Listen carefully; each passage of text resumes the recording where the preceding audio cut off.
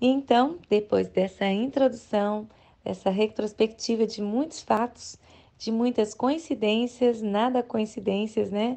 Jesuicidência, como diriam alguns de nós, Deus, por sua vez, interage ali com a história de José, enviando vários tipos de socorro, várias, e nenhuma vem a falir, né? Todos vão dando certo. Desde, assim, ele tá dentro de um poço, não teria como sair e contar com os irmãos não ia dar, porque eram homens com fome, né, de vingança, com muito ódio, muita raiva, e eles simplesmente vendem, né, esse irmão. Isso é uma bênção, porque passa esse grupo de mercadores ismaelitas, né, descendentes de Ismael, um dos filhos, né, de Abraão, e aí eles vendem José. Olha só, isso foi uma bênção, porque realmente ele poderia morrer estando no lugar sem água, sem comida, de onde ele não tinha como sair, né? É uma situação que ele não tinha como sair. Quantas vezes nós passamos por situações assim que a gente mesmo não tem como sair? Esse dia de hoje eu quero frisar você a trazer à memória os momentos em que Deus te fez sair de lugares que você não ia sair. Que ele usou circunstâncias que eram sim difíceis também. Ninguém acorda e fala: opa, que beleza, hoje eu vou ser vendido como escravo. Que maravilha, hoje um dia promete. Não, ninguém faz isso. Só que esse mal, esse ruim, era um livramento e era como uma ponte para coisas maravilhosas que Deus ainda ia fazer. Então, eu sei que se a gente for olhar, inclusive viver de comparações, nós vamos ficar muito mal, sabe? Porque nós não vamos observar as intervenções do Senhor, o agir do nosso Deus. E aqui nós temos esse agir de Deus que tira José desse poço, né? E aí, quando ele é vendido lá no Egito, né? Ele foi levado para o Egito, e quando ele é vendido lá no Egito, quem o compra? Simplesmente nada mais, nada menos do que um oficial de Faraó, que era o comandante da guarda. Então era alguém de alto nível.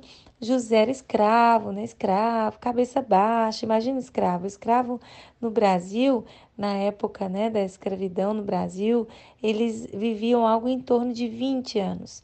Então, assim, imagina em condições secas, bem difíceis, né? Como questões da região do Oriente Médio, ali no caso no norte da África, e então ele vive provavelmente menos, era algo difícil. Então, José vive esse processo ali a partir, né, conta a partir dos seus 17 anos, essa história vai acontecendo, e ele então é vendido e ele entra na casa de Potifar.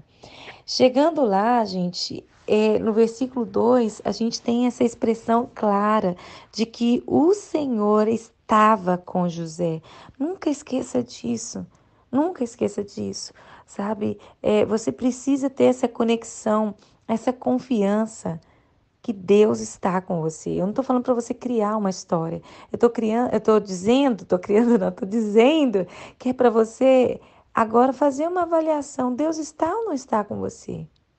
Avalie onde você está, avalie o que você tem comido, onde você tem dormido, o que você está vivendo, avalie sobre os relacionamentos que o Senhor tem te dado a ter, avalie sobre várias coisas. Mas olha que interessante, de modo que este prosperou e passou a morar na casa do seu senhor egípcio.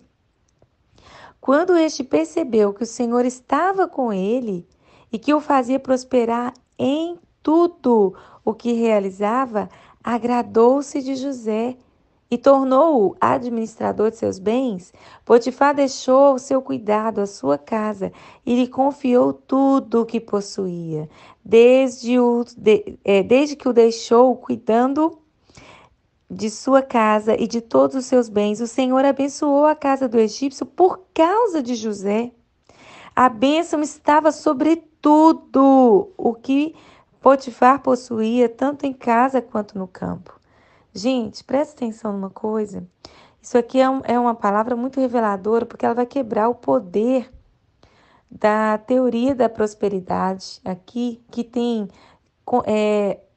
destruído pessoas cristãs autênticos, é, têm tido a sua vida esmagada, destruída por um espírito de ganância que leva pessoas a fazer uma série de coisas por achar que ter prosperidade é ser abençoado por Deus, ter dinheiro é ser abençoado por Deus, e se você não tem dinheiro, você não é abençoado. Não existe isso, gente. Isso é do inferno, isso é do maligno, isso é para nos tirar do evangelho. O evangelho não é isso. Sabe quanto que José ganhava por ter sido abençoado, por ter sido próspero? Nada. José era escravo, ele continuava sendo escravo, mas ele era próspero e a mão do Senhor estava sobre ele. Sabe por quê? Porque a nossa vida é muito mais do que aquilo que a gente tem. Às vezes, um dos motivos da sua dor, da sua tristeza, os motivos pelos quais você acredita que você não é amado por Deus e você está sempre vivendo uma vida de dor mesmo, de insatisfação, de angústias, é porque você gostaria de ter um padrão de vida que você não tem. Eu quero te dizer, triste coisa é o dia que você alcança essas coisas que você acha que você precisa. Triste coisa. Quanta tristeza em ter aquele carro que você gostaria de ter e você andar nele e saber que não está nele. A alegria, a paz, a bênção não está em ter. A bênção está em ser. José era abençoado por Deus. Deus era com José. Isso está relacionado a ser e não a ter. José continuava sem nada. Ele era escravo. Isso não mudava nada. Ele temia o fato de que Deus estava com ele. A presença do Senhor era tudo que José tinha e ele não trocaria, provavelmente, ele não trocaria o que ele tinha por nada nesse mundo. Ele fazia o que era bom e ele fazia com retidão. Ele acordava e fazia o que era para fazer com amor. Ele tinha a graça de saber: Deus está comigo e isso me basta. Quando Paulo declara: a tua graça me basta, isso é extremamente curador. Alguns de nós chegou nesse nível, outros ainda não. E eu quero te dizer para você que ainda não chegou nesse nível de ter essa gratidão impregnada no seu ser. Eu quero te dizer, você não tem noção, é maravilhoso poder viver livres de comparações, poder viver livres de pressões deste mundo. Eu quero te convidar a visualizar a sua vida por uma nova perspectiva em relação a finanças. A bondade do Senhor estando sobre a sua vida não significa que você vai ser rico, não significa que você vai ter dinheiro mais que todos os seus irmãos, não significa que você vai ter a melhor casa da rua. Significa que a bondade, a graça do Senhor vai estar sobre a sua vida. Se isso não for suficiente, você está rejeitando o autor da vida. Então, isso é muito sério. Eu quero que você reflita sobre isso e eu quero te convidar a ver Deus além das aparências, além dos modismos, sabe? É muito interessante a gente avaliar as coisas pelo ponto de vista bíblico. E aqui então a prosperidade de José, a graça de José, que depois mais para frente a gente vai ver que ele também agia dessa mesma forma, com essa mesma graça, com esse mesmo temor, com essa mesma devoção, estando numa prisão. Nós vamos ver ele viver a mesma coisa estando no palácio. Isso é retidão, isso é caráter. Então, esse homem sofrido, esse homem humilhado, esse homem rejeitado, tinha uma coisa que também está disponível para mim e para você, que é muito mais do que uma coisa, é muito mais do que uma pessoa, é muito mais do que um detalhe. Ele tinha o próprio Deus conspirando a seu favor. E eu quero te convidar a ir lá na sua linha do tempo e trazer mais informações na sua linha do tempo, onde Deus conspirou a seu favor. Sabe, faça a régua na vertical, né, ou mais para baixo, mais para cima, e vai anotando outros pontos ali, onde você lembra, olha, na minha história, olha que esse dia Deus interferiu. A boa mão do Senhor está sobre a minha vida. Amém?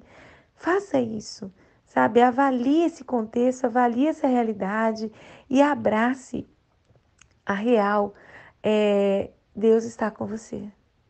E Ele estando com você basta. Não queira experimentar, depender de ter a casa dos sonhos. E depois, quando você entrar lá, você vê que aquilo não te basta, não é bom. Não está ali a sua alegria. Tenha agora mesmo a sua alegria completa em Deus. Tenha agora mesmo a sua projeção de vida formada a partir dos olhos de Deus. Tenha a sua vida fundamentada em tudo que Deus é em você.